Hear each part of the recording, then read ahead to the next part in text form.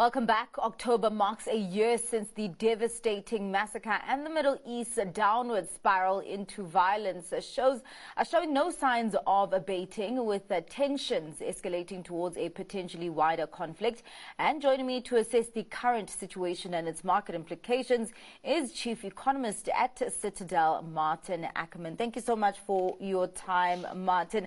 It's actually quite interesting because this is not the first time that markets have been hit by war in recent times, or had actually dealt with war in recent times. Of course, we did have the start of the Russia-Ukraine war in early 2022, still ongoing. If I'm correct, I think today marks the 956th day of war. But just, has there been any difference in economic implications between the Russia-Ukraine war and the war in the Middle East? Yes, I think, if we think Russia, Ukraine, both those countries are bigger commodity players globally. So when that happened, Ukraine, major grain exporter, sunflower, Russia, obviously oil and gas. So much bigger supply shock to the world. And that's why we had the inflation shock that we've been fighting for the last 2 years. So markets on that kind of outbreak really reacted quite negatively, concerned about global supply around those commodities. This time around, we're, like you said, a year down the line.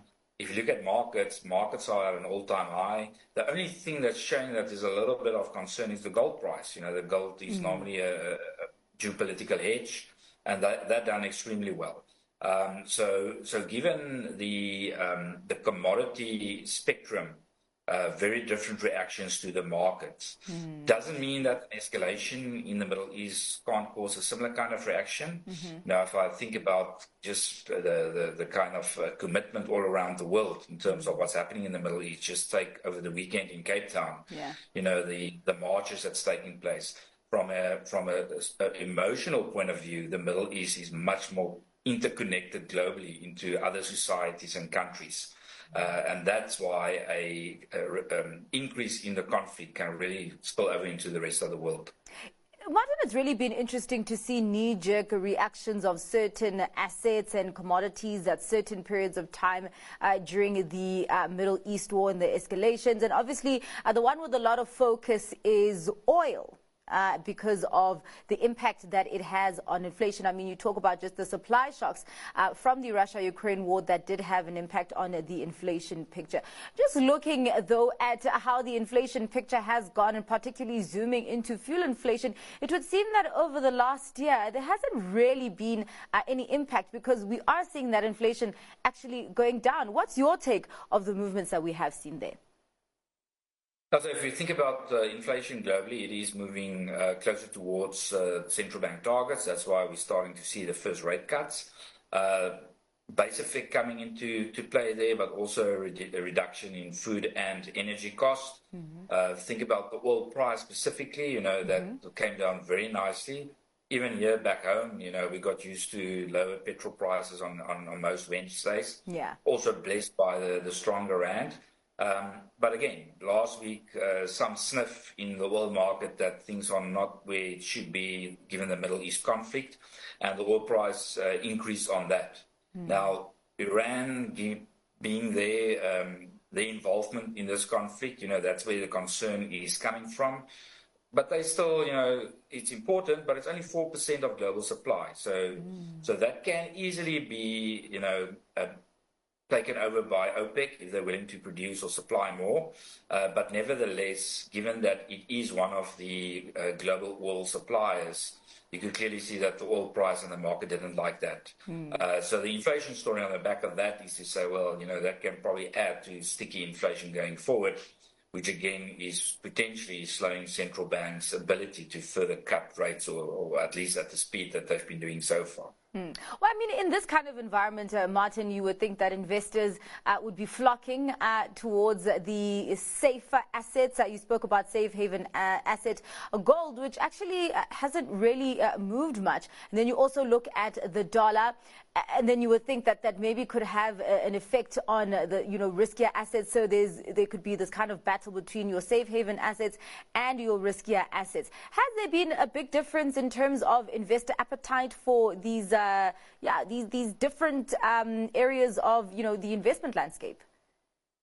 Yeah, so a little bit over the last week. The rand is always a risk indicator, so there's trouble ahead. The rand takes a bit of a knock. It is that canary in the coal mine for a lot of emerging markets, and we see that in the movement in the rand. So we were on our way to get below 17, and now we're back, at 17.50. So that was, investors moving back to the dollar, which is typically a safe haven asset, impacting not only the rand but other emerging market currencies as well. The gold last week, not big moves, but like I said, a lot of that came throughout the year. So at the moment, it's as if investors are saying, well, we've seen this for a year. There is definitely still a risk that it can escalate. But if we don't have certainty around that, we're just going to invest as is and continue doing what we've been doing.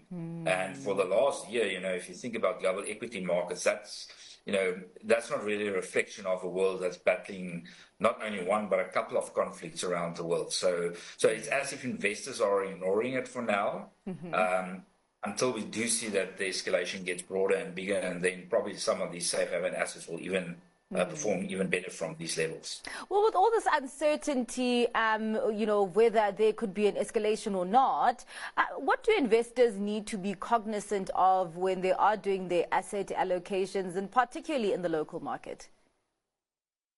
Yeah, I think we always believe in diversification. So, big gold, again, as an example, 3% plus return is rock solid. But you can't have all your eggs in one basket. So especially in a world like this, where there is a lot of uncertainty, the conflict can get broader. We're waiting for the 5th of November US election outcome. So we've got our own medium-term budget policy at the end of the month. So a lot of things that can, really cause further volatility in the market. So if you're facing that kind of uncertainty, make sure that you know what you want to achieve. Look at the opportunities on the table. I think fixed income or yield products, whether you talk about the government bonds locally and cash, even with our rate cuts, are still very attractive. So make sure that you're in those kind of safety assets, and then diversify across as much as you can. We are benefiting at the moment. When I say we South Africans, with the JSE, the rand, still celebrating the optimism after the election outcome. And we need to keep in mind that, that the after party won't last until we see improvement on the ground, which is in the pipeline. But also, there's more conflict or risk rather globally that's going to act as a headwind. So that's why, make sure that you diversify in line with the strategy that you would like to achieve over the longer term. All right. Well, thank you so much for your time and giving us insights on that landscape, Martin. That was Chief Economist at Citadel, MaartenAckerman.